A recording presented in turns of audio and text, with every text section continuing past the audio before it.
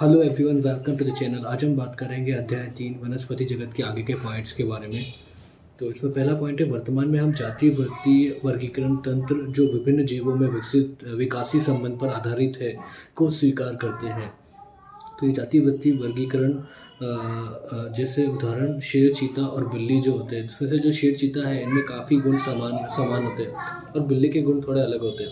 और इस वजह से शेर चीता को एक अलग समूह में रखा गया और बिल्ली को अलग समूह में रखा गया। और इसके बाद हम बात करते हैं कि ये जो जाति वृत्ति वर्गीकरण तंत्र होता है ये विकासी संबंध पर आधारित होता है और वर्तमान में जाति वृत्ति वर्गीकरण तंत्र स्वीकार किया गया है।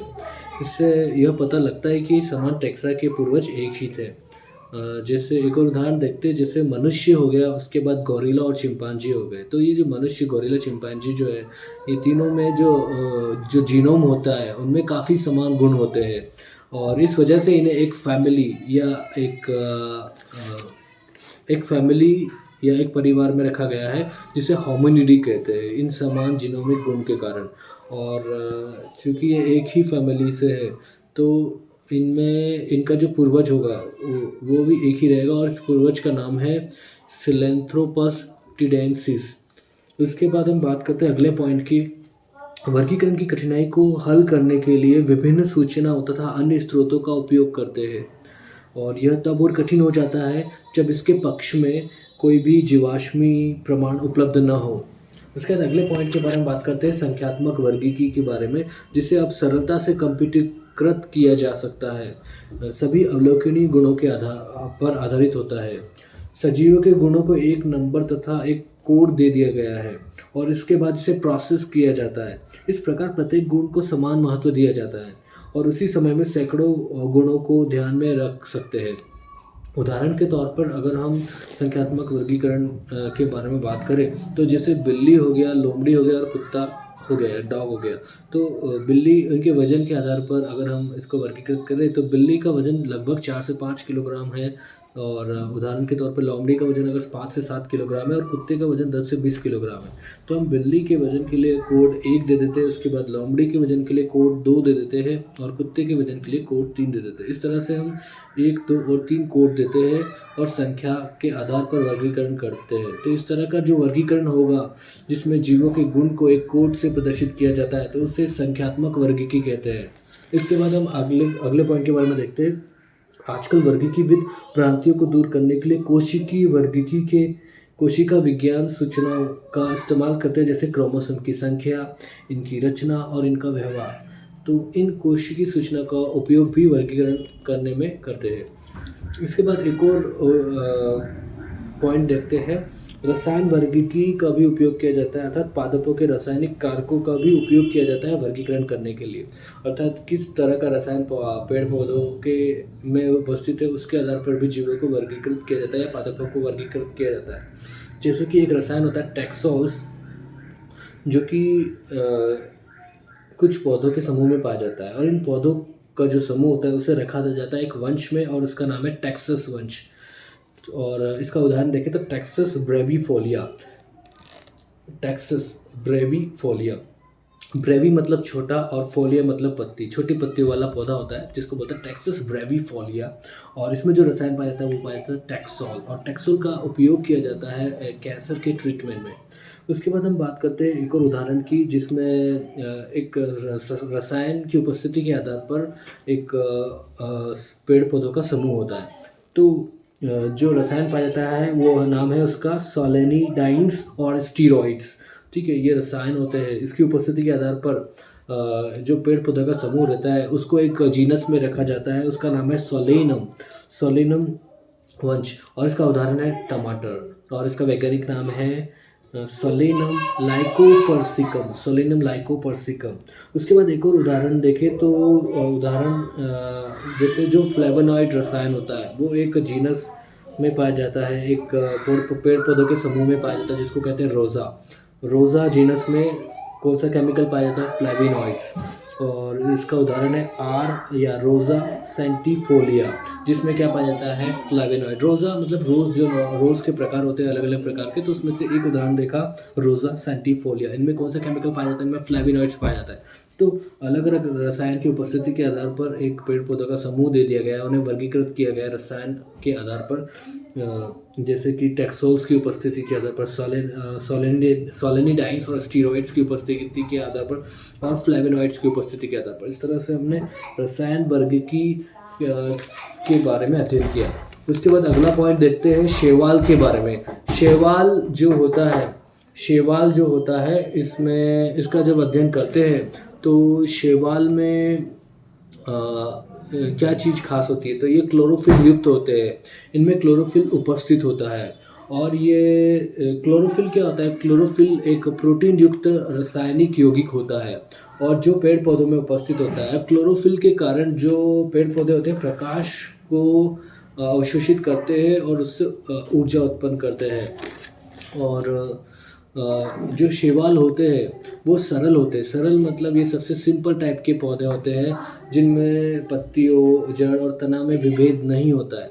इस तरह से हम बोल सकते हैं शैवाल जो है सबसे सिंपल टाइप के होते हैं, सबसे सरल प्रकार के होते हैं। उसके बाद बात करते हैं शैवाल जो होते हैं वो थैलॉइड होते हैं। थैलॉइड मतलब इनमें वही जड़, तना, पत्ती में विभेद नहीं होता, तो इनकी संरचना फैली हुई सी होती है, थैले जैसी होती है, इस कारण इसे थैलॉइड कहते हैं। इसके बाद शैवाल जो होते हैं स्वपोषी होते हैं। स्वपोषी होते हैं क्योंकि ये इनमें क्लोरोफिल उपस्थित होता है और क्लोरोफिल की उपस्थिति के कारण ये प्रकाश संश्लेषण कर पाते हैं और अपना भोजन खुद बना लेते हैं, इसलिए इन्हें स्वपोषी कहते हैं। इसके साथ ही ये मुख्यतः जलीय होते हैं और ये दोनों प्रकार के जल, अलवणीय जल तथा समुद्री जल दोनों में पाए जाते हैं। इसके बाद अगले पॉइंट की बात करें तो ये अन्य आवास में पाए जाते हैं, जैसे कि नमयुक्त पत्थरों पर, मिट्टी में तथा लकड़ी में भी पाए जाते हैं। इसके बाद इनमें अगले पॉइंट के बारे में बात करें तो उनमें कुछ जो होते हैं वो कवक के साथ पाए जाते हैं। कवक के साथ सजीवी संबंध बनाते हैं कुछ शैवाल, और किस रूप में पाए जाते हैं, लाइकेन के रूप में पाए जाते हैं तथा प्राणियों के संगठन के रूप में भी शैवाल पाए जाते हैं। जैसे कि जो स्लॉथ रिच है या स्लॉथ भालू है या स्लॉथ बियर होता है, एक तरह का भालू होता है जिसे बोलते हैं स्लॉथ बियर, उसके साथ शैवाल जुड़ जाती है उसके बाहरी आवरण से, उसके बाहरी जो हेयर्स होते हैं उससे, उस भालू के बाहरी आवरण से शैवाल जुड़ जाती है। जब भालू या तो पानी में जाता है या किसी तरह से शैवाल के कांटेक्ट में आता है तो उसके सतह पर, शरीर की सतह पर शैवाल जुड़ जाती है और उसके शरीर की सतह पर ग्रो करने लगती है। और इससे क्या होता है, भालू को एक प्रोटेक्टिव कवर सा मिल जाता है। और जो शैवाल होता है, जब भालू पानी में जाता है तो उसे पानी की कमी पूरी हो जाती है उसे, और या फिर जब भालू किसी ऐसी जगह पे जाता है जहाँ पे शैवाल को पोषण मिल जाता है, तो इस तरह से भालू की सहायता से शैवाल पानी और पोषण प्राप्त करता है और इस तरह से शैवाल और भालू साथ में रहते हैं। इस तरह का संगठन भी देखने को मिलता है प्राणियों के साथ शैवाल का। उसके बाद बात करते हैं अगले पॉइंट की, तो शैवाल के माप और आकार में बहुत विभिन्नता होती है। ये कॉलोनी में पाए जाते हैं, ग्रुप्स में पाए जाते हैं, जैसे कि उदाहरण है वॉलवॉक्स। इसमें क्या होता है, इसकी संरचना में जो शैवाल होते हैं वो एक गोल सा स्ट्रक्चर होता है और उसमें बहुत सारे छोटे छोटे गोल स्ट्रक्चर का समूह पाया जाता है। तो इस तरह से जब शैवाल ग्रुप्स में होता है तो उसको कॉलोनियल शैवाल कहते हैं। इसका उदाहरण है वॉलवॉक्स, ठीक है। उसके बाद अगला उदाहरण है तंतुमय शैवाल। तंतुमय शैवाल में शैवाल जो होते हैं वो धागे की रचना के जैसे होते हैं और उसमें खंड पाए जाते हैं, तो छोटे छोटे खंड होते हैं। तो इस तरह के जब तंतु के जैसे धागे की रचना वाले जब शैवाल पाए जाते हैं तो उसे तंतुमय शैवाल कहते हैं। इसका उदाहरण है यूलोथ्रेक्स। इसके अलावा एक और उदाहरण है तंतुमय शैवाल का स्पायरोगायरा। उसमें भी इसी धागे जैसी रचना होती है और उसमें भी खंड होते हैं। ये खंड कंपैरेटिवली थोड़े बड़े होते हैं। तो एक और तंतुमय शैवाल का उदाहरण हो गया स्पायरोगायरा, ठीक है।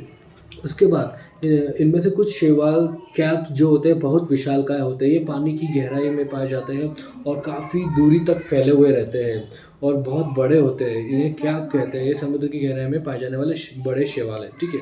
इसके बाद हम बात करते हैं कि शैवाल में जनन की। तो शैवाल में तीनों प्रकार का जनन होता है। इनमें कायिक जनन, अलैंगिक जनन और लैंगिक जनन होता है। कायिक जनन विखंडन विधि द्वारा होता है शैवालों में। इसके प्रत्येक खंड से कायिक जनन के दौरान जब विखंडन होता है तो इसके प्रत्येक खंड से थैलस बन जाता है। इसी तरह हम बात करें अलैंगिक जनन की शैवाल में, तो विभिन्न प्रकार के बीजाणुओं द्वारा अलैंगिक जनन होता है। सामान्यतः यह बीजाणु जूस्पोर होते हैं और इनमें कशाभिक या फ्लैजेला होता है और ये चलायमान होते हैं। अंकुरण के बाद इनसे पौधे बन जाते हैं। इस तरह से अलैंगिक जनन होता है शैवाल में। अब हम बात करते हैं शैवालों में लैंगिक जनन की। तो शैवालों में लैंगिक जनन 2 युग्मक के संगलित होने से होता है और ये युग्मक कशाभी युक्त या फ्लैजेला युक्त होते हैं तथा माप में समान हो सकते हैं, जैसे यूलोथ्रिक्स, या ये फ्लैजेला विहीन लेकिन माप में समान हो सकते हैं, जैसे स्पायरोगायरा। इस तरह जब समान माप वाले या समान फ्लैजेला की अनुपस्थिति वाले 2 युग्मक मिलते हैं या फ्लैजेला की उपस्थिति वाले 2 युग्मक मिलते हैं, तो इस तरह के युग्मक संयुग्मन को इस तरह के युग्मक जब मिलते हैं तो उस तरह के लैंगिक जनन को समयुग्मकी जनन कहते हैं, समयुग्मकी लैंगिक जनन कहते हैं। इसके बाद लैंगिक जनन में और बात करें तो विभिन्न माप वाले जब 2 युग्मक संगलित होते हैं तो इस तरह के संयुग्मन को असमयुग्मकी कहते हैं। इसका उदाहरण है यूडोराइना। और कुछ स्पीशीज़ की बात करें तो उनमें विषम युग्मकी लैंगिक जनन भी देखा जाता है। इसमें एक बड़े अचल या स्थैनिक या रुके हुए मादा युग्मक से एक छोटा चलायमान नर युग्मक संगलित होता है और इसका उदाहरण है, इस विषम युग्मकी लैंगिक जनन का उदाहरण है वॉल्वॉक्स और फ्यूकस। उसके बाद अगला पॉइंट देखते हैं तो शैवाल वर्ग और उसके महत्वपूर्ण गुणों का सारांश हम देखेंगे आगे एक टेबल में, एक तालिका में। उसके बाद हम अगला पॉइंट देखते हैं, मनुष्य के लिए शैवाल बहुत उपयोगी है। पृथ्वी पर प्रकाश संश्लेषण के दौरान कुल स्थिरीकृत CO2 या कार्बन डाइऑक्साइड का लगभग आधा भाग शैवाल स्थिर करता है। कार्बन डाइऑक्साइड जो स्थिरीकृत होती है उसमें से आधा पार्ट कौन स्थिरीकृत करता है? शैवाल स्थिरीकृत करता है। उसके बाद एक और पॉइंट है, प्रकाश संश्लेषी जीव होने के कारण शैवाल अपने आसपास के पर्यावरण में घुलित ऑक्सीजन का स्तर बढ़ा देते हैं। प्रकाश संश्लेषण के दौरान ऑक्सीजन रिलीज होती है और इस वजह से ऑक्सीजन की घुली हुई मात्रा को जल में कौन बढ़ाता है? शैवाल बढ़ाता है।